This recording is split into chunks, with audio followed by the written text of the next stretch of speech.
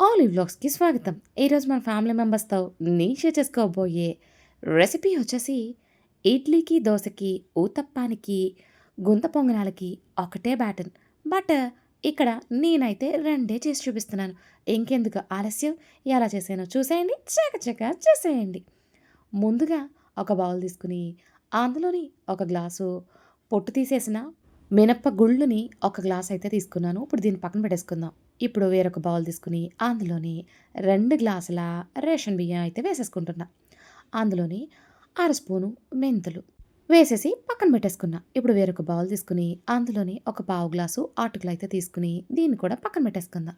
ఇప్పుడు అదే గ్లాస్‌తో ఒక పావు గ్లాసు చిన్ని సగ్గుబియ్యం, చూసారా ఎంత చిన్నగా ఉన్నాయో అటువంటి సగ్గుబియ్యం ఒక చిన్న గ్లాసుడు తీసుకొని దీన్ని కూడా పక్కన పెట్టేద్దాం. ఇన్ని పక్కన పెట్టేసి ఏం చేయాలి? 2 సార్లు కడిగేసుకొని శుభ్రంగా వాటర్ పోసేసుకొని నానబెట్టుకుందాం. చూడండి, ఇలా పొట్టు తీసేసిన మినపగుళ్ళను, బియ్యం కూడా 2 సార్లు కడిగేసి అయితే నీళ్లు పోసుకొని నానబెట్టుకుంటున్నా. అలాగే అటుకుల్లో కొద్దిగా అంటే కొద్దిగా వాటర్ పోసుకున్నాను. అలాగే మనం తీసుకున్న సగ్గుబియ్యంలో కూడా లైట్‌గా వాటర్ పోసుకొని వీటన్నిటిని ఒక 4 గంటలు నానేద్దాం. చాలా సింపుల్‌గా అయిపోతుంది. టేస్టీగా మనకి వారం రోజులు బ్రేక్‌ఫాస్ట్‌కి డోకా ఉండదు. చూడండి, 4 గంటల తర్వాత చూస్తే ఇలా ఉంది. పప్పు, బియ్యం 2 కూడా చక్కగా నానిపోయినాయండి.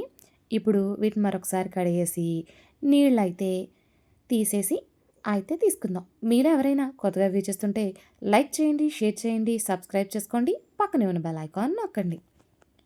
ఇప్పుడు వీటి రెండిట్లోంచి వాటర్ అయితే పూర్తిగా తీసేసాను. తీసిన తర్వాత చూస్తే ఇలా ఉన్నాయి. ఇప్పుడు ఒక మిక్సీ జార్ తీసుకుని మనం ముందుగా నానబెట్టుకున్న అటుకులు ఉన్నాయి కదా, తక్కువ వాటర్ పోసి నానబెట్టుకున్న అటుకులను అయితే వేసేస్తున్నాను.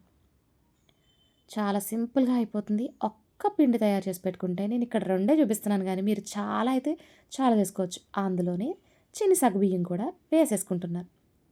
ఇవి 2 కూడా 4 గంటలు నానడం వల్ల చాలా స్మూత్‌గా అయితే మనం మిక్సీ పట్టేసుకోవచ్చు. ఇప్పుడు అందులోనే మనం ముందుగా నానబెట్టుకుని, కడిగి శుభ్రం చేసి పెట్టుకున్న పప్పును గూడా ఇందులోనే వేసేసుకుందాం. వేసేసుకొని ఒకసారయితే మిక్సీ పట్టి తీసుకుందాం.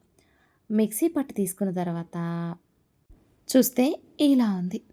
కచ్చాపచ్చాగా నలిగింది కదా! ఇప్పుడు ఇందులోని ఒక అర గ్లాస్ వాటర్ పోసుకొని మరొక్కసారి మెత్తగా మిక్సీ అయితే పట్టేద్దాం. చూడండి, మిక్సీ పట్టిన తర్వాత చూస్తే పిండి ఇలా సాఫ్ట్‌గా ఉంది. ఇప్పుడు దీన్ని ఒక బౌల్‌లోకి అయితే ట్రాన్స్‌ఫర్ చేసేసుకోవచ్చు. చూడండి, నేను చూపిస్తున్నట్టే చేయండి. చాలా సింపుల్‌గా అయితే మీరు ఈ ఒక్క పిండి చేసి పెట్టుకుంటే కనుమ అన్నీ బ్రేక్‌ఫాస్ట్‌కి ఈజీగా టక టక చేసేసుకోవచ్చు. ఇప్పుడు దీన్ని కూడా పక్కన పెట్టేసి అదే జార్‌లో మనం ముందుగా నానబెట్టుకున్న బియ్యం, మెంతులు ఉన్నాయి కదా! వాటిని కూడా ఒకసారి మిక్సీ పట్టేసి అయితే తీసుకుందాం. చాలా సింపుల్‌గా అయిపోతుంది. ఈ బ్యాటర్‌తో మనం ఇడ్లీ వేసుకోవచ్చు, దోస, ఊతప్పం, గుంత పొంగనాలు, బజ్జీలు అన్నీ కూడా ఈ ఒక్క పిండితోనే అయిపోతాయి. ఇప్పుడు మనం మిక్సీ పట్టాం కదా! తర్వాత అందులోనే మరొక అర గ్లాస్ వాటర్ పెట్టేసి మిక్సీ అయితే పట్టేద్దాం. మెత్తగా ఏం నలగదండి. మనకి రవ్వ రవ్వగా ఉంటుంది. చేతికి తగులుతూ లైట్‌గా ఉంటుందన్నమాట రవ్వ. అంతే. ఇప్పుడు దీన్ని కూడా మనం ముందుగా ఏ గిన్నెలో అయితే మన పిండిని వేసుకున్నామో అదే గిన్నెలో ఈ బియ్యం పట్టిన దాన్ని కూడా వేసేసుకుందాం. బియ్యం మిక్సీ పట్టాం కదా! రెండిటిని బాగా అయితే కలిపేసుకుందాం. చూడండి, ఇలా కలుపుకోవాలి. రిబ్బన్ కన్సిస్టెన్సీలా అయితుంది వచ్చేయింది కదా! ఇప్పుడు మూత పెట్టేసి ఓవర్ నైట్ అలా వదిలేయండి. రాత్రంతా నానడం వల్ల చక్కగా ఫర్మెంట్ అవుతుంది.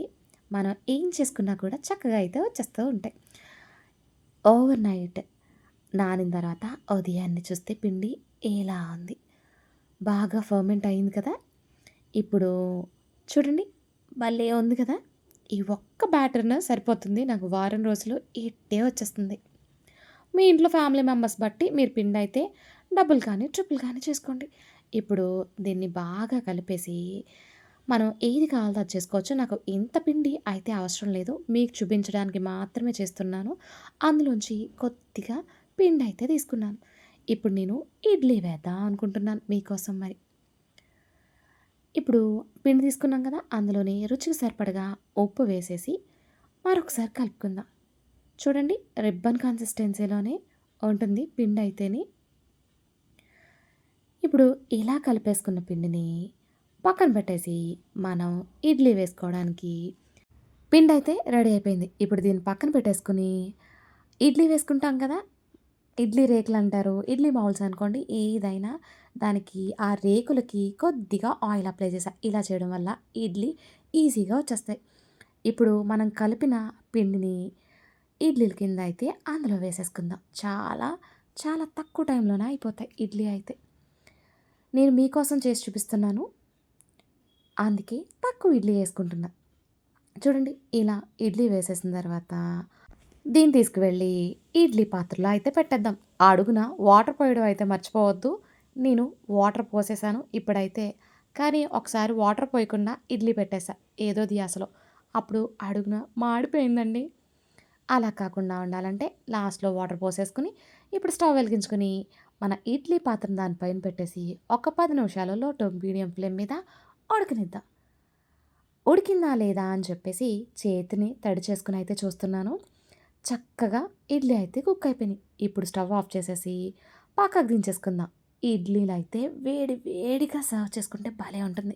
ఇందులోకి మీరే ఏ చట్నీ అయితే ఇష్టంగా తింటారో ఇడ్లీలోకి, దూది లాంటి మెత్తటి ఇడ్లీ అయితే రెడీ అయిపోయినాయి. లోకి ఏ చట్నీ బావుంటుంది? మీ ఫేవరెట్ చట్నీ ఏంటి? నాకు కామెంట్ రూపంలో కామెంట్ చేయండి.